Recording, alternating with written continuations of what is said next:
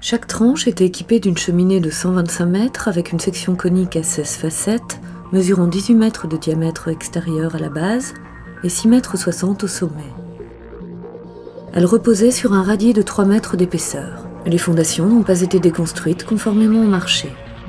Un échafaudage comprenant une sapine d'accès a été monté le long de la cheminée afin de garantir l'accès sécurisé des intervenants jusqu'à la porte située en partie haute de la sole. Celle-ci a été aspirée afin d'éliminer tous les résidus de cendres accumulés.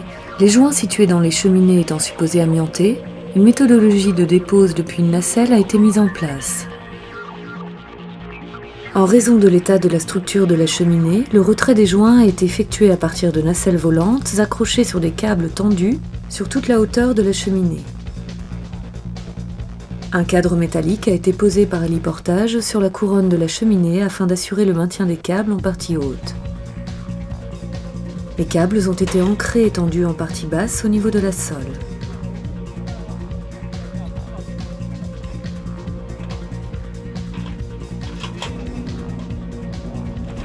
Quand on vient tangenter sur les faces intérieures, tous les angles sont chassés à l'extérieur. En fait, ça plus la couverture, ça fait 14 cm. Une fois, 34.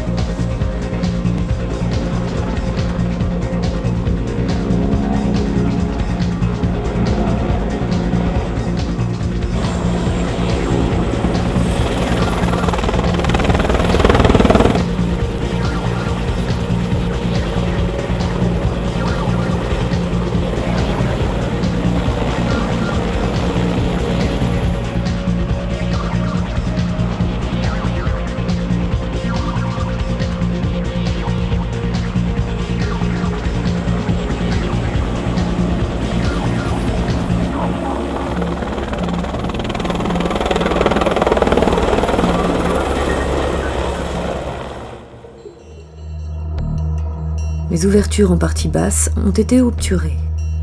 Le sas 5 compartiments et les installations spécifiques ont été installés sur l'échafaudage extérieur à la cheminée, l'entrée en zone se faisant au niveau de la porte d'accès à la sole. Après retrait et conditionnement des joints annulaires, un contrôle d'atmosphère a été réalisé, puis la zone a été déconfinée. En parallèle des opérations de retrait des joints, les préparations pour l'abattage ont été réalisées. Un talon arrière en matériaux du site a été monté sur une hauteur de 3,50 mètres environ. La zone de réception a été préparée en réalisant une tranchée par cheminée, ainsi que la réalisation de merlons en terre périphériques à la zone de réception, afin de limiter les projections.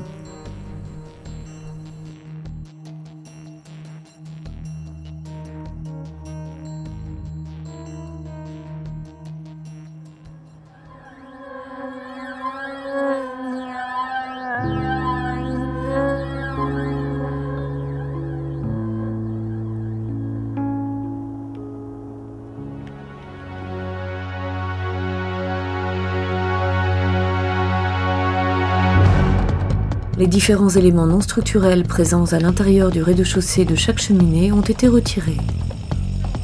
Sur chaque cheminée, 255 trous ont été tracés, forés et contrôlés avant minage.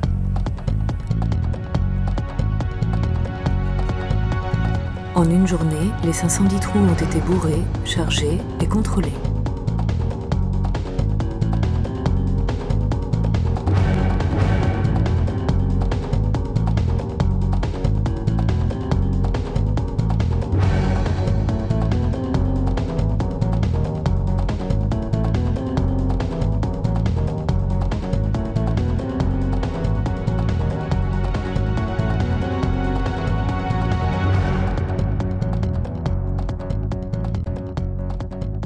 Donc là, il va rechercher tous les deux qu'on a programmés, là, toutes les charges du bord. Il y en a 56 normalement.